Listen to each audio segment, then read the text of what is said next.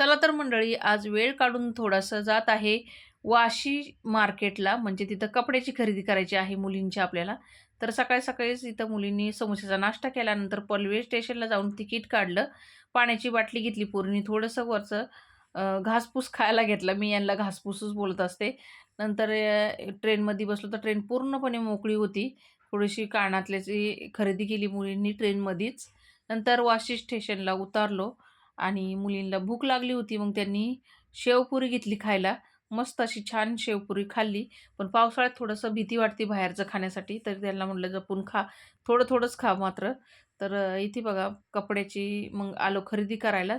तर थोडेफार खरेदी केली. इथं स्वस्त कपडे भेटतात थोडेसे. म्हणजे ह्या वाशीचं कपड्याचं मार्केट आहे. मस्त अशी कपड्याची मुलींनी थोडी-थोडी खरेदी केली. पाऊस असल्यामुळं जास्त काही खरेदी करायला भेटली नाही. तर चला मंडळी, घरी जातोय. भेटूया पुढच्या व्हिडिओमध्ये. धन्यवाद.